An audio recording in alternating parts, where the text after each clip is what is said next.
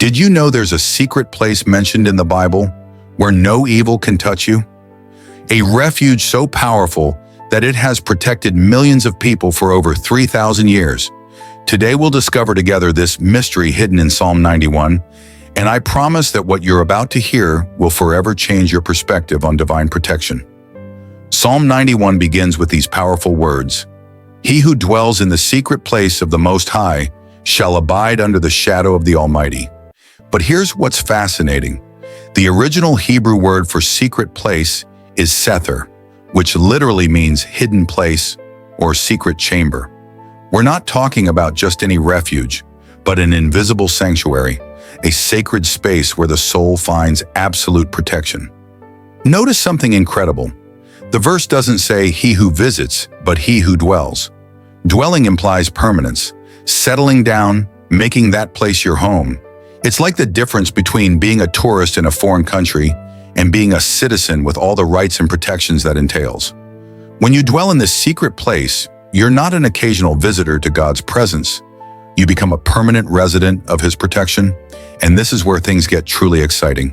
Psalm 91 begins with these powerful words, "He who dwells in the secret place of the Most High shall abide under the shadow of the Almighty."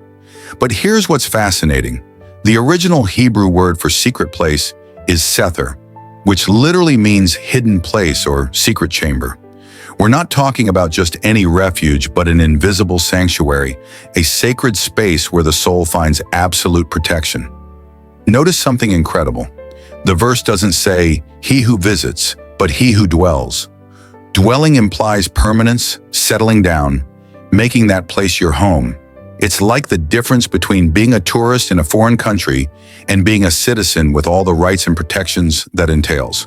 When you dwell in this secret place, you're not an occasional visitor to God's presence.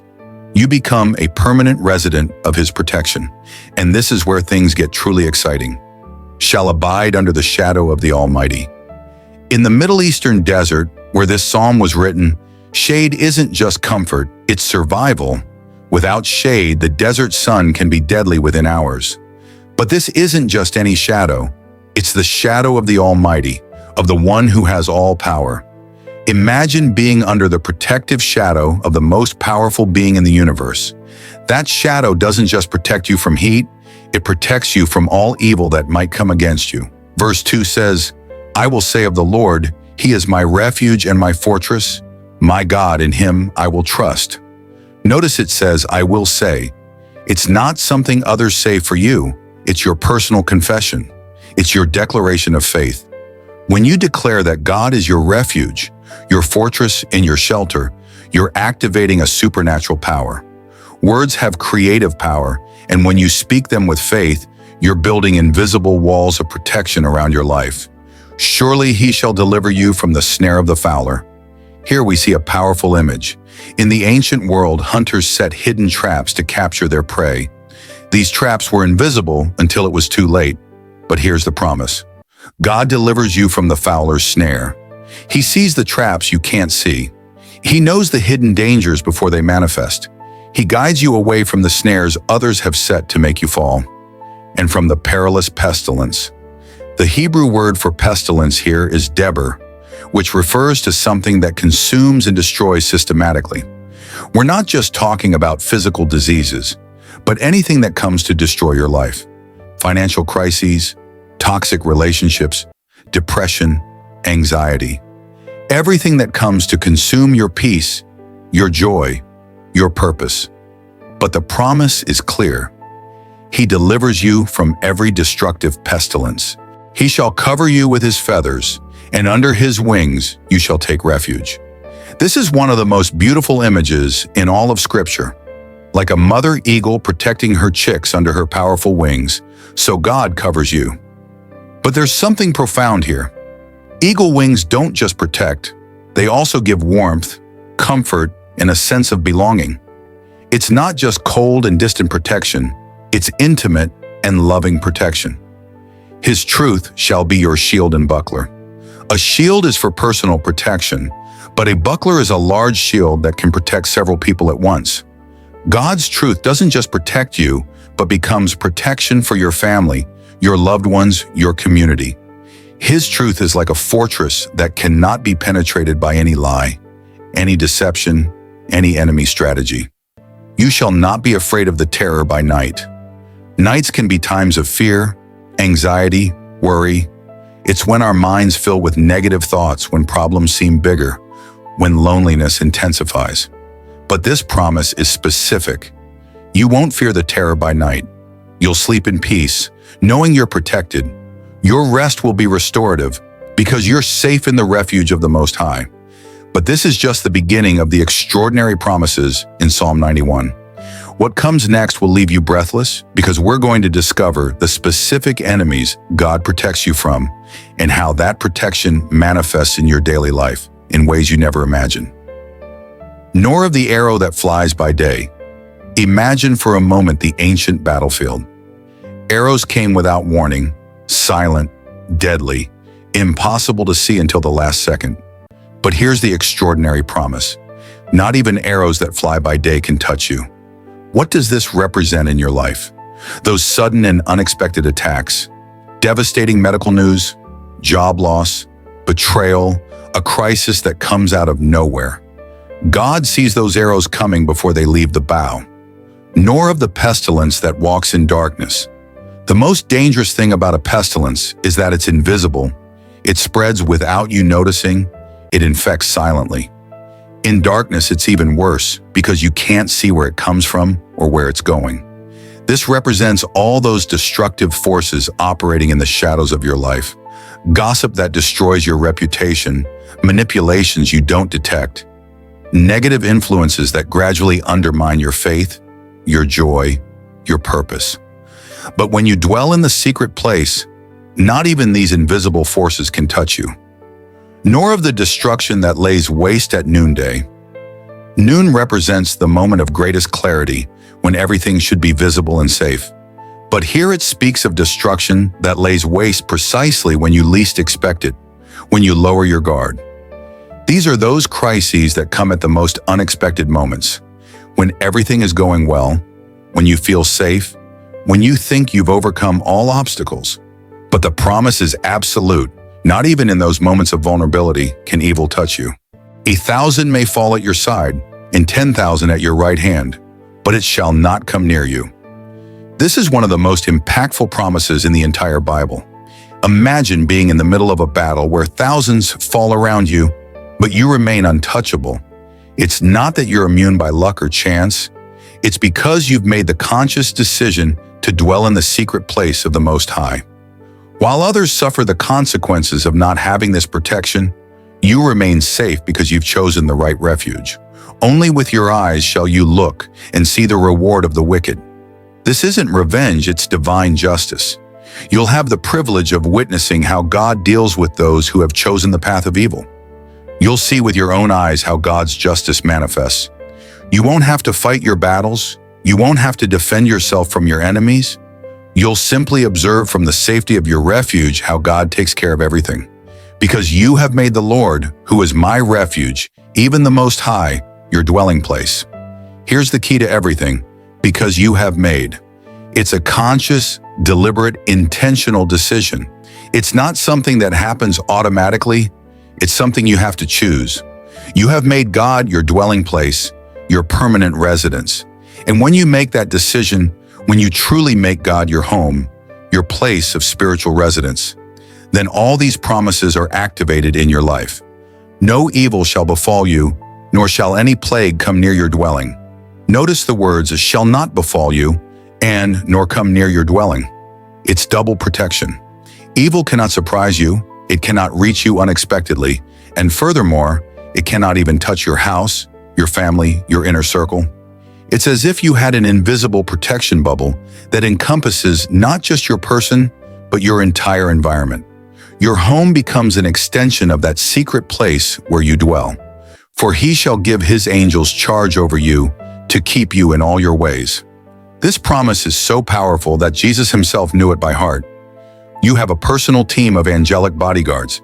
It's not one angel, it's angels plural. And they don't protect you just in some places, but in all your ways. Wherever you go, whatever you do, wherever you walk, you have angelic protection 24/7. It's like having the best security service in the universe working for you 24 hours a day. In their hands they shall bear you up, lest you dash your foot against a stone.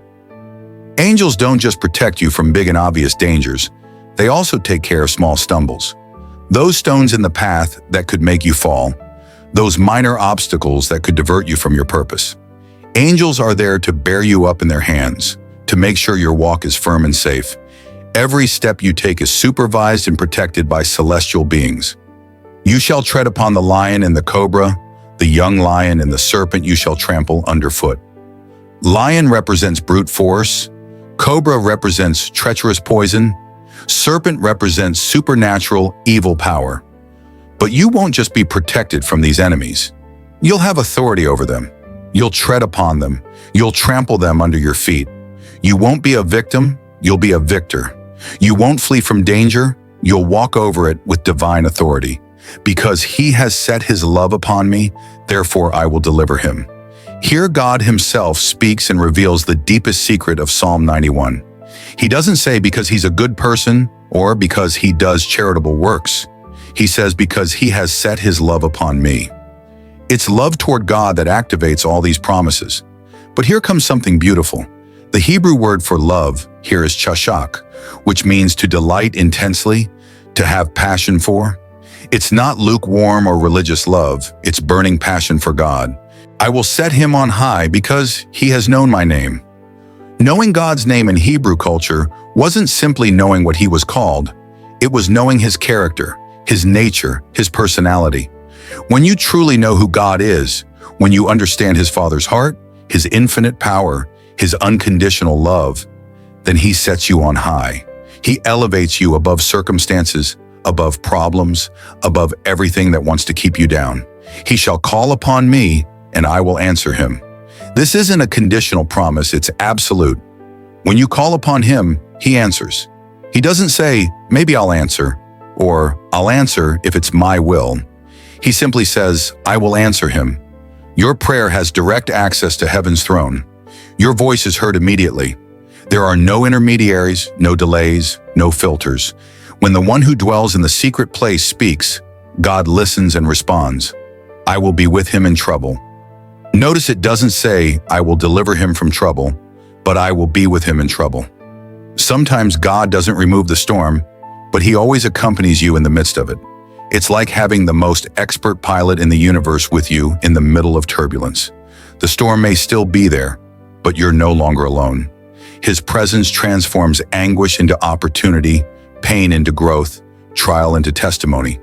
I will deliver him and honor him. After accompanying you in trouble comes deliverance. But it's not just deliverance, it's deliverance with honor. You don't come out the same as you went in. You come out better, stronger, wiser, with more testimony. The word honor literally means to make heavy with honor. God is going to load you with honor, with respect, with recognition. Your testimony will become powerful because others will see how God delivered you. With long life, I will satisfy him. The word satisfy means to fill until you can't take anymore, to completely satisfy. It's not simply living many years, it's living full, satisfactory, meaningful years. Every day counts, every year has purpose, every stage of your life is filled with meaning and satisfaction. They're not empty or purposeless years. They're years satisfied with blessing, with purpose, with fulfillment. And show him my salvation. This is the culminating promise of the entire psalm. After all the protection, after all the deliverance, after all the blessing, comes the greatest thing, to see God's salvation. Not just experience it, but see it. You'll be a personal witness of how God works, how he saves, how he transforms impossible situations. Your faith will no longer be just belief, it will be firsthand visual testimony.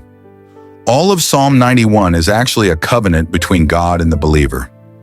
You fulfill your part, dwell in the secret place, set your love upon him, know his name, call upon him. And God fulfills his part, total protection, complete deliverance, full life, eternal glory. It's a covenant sealed with the blood of Christ, ratified by the power of the Holy Spirit, guaranteed by the faithfulness of the Father. It's a covenant that cannot be broken, that doesn't expire, that has no fine print. But here comes the question that changes everything. How do you apply this in your daily life in 2025? First, you have to make the conscious decision to make God your permanent dwelling. Not a hotel where you visit, but your home where you reside.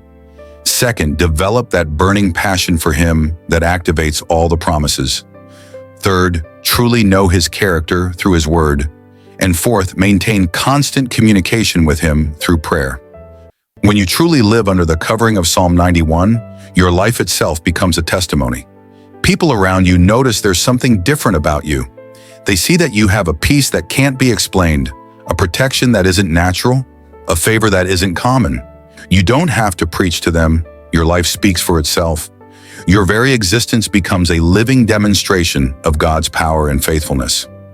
Psalm 91 isn't just a beautiful poem or a nice prayer to frame on the wall. It's a divine invitation to live in a supernatural dimension of protection and blessing. It's a map to the safest place in the universe, the heart of God, but it requires a decision on your part. Today, you can make the determination to make that secret place your permanent home. You can declare with faith, "You are my God, in you I will trust." And when you do, all these extraordinary promises will be activated in your life. Because they're not just words in an ancient book. They're eternal realities waiting to manifest in your daily existence. The question isn't whether God is faithful to His promises. The question is, are you going to believe Him and dwell in His secret refuge? Your new life of divine protection begins with that decision,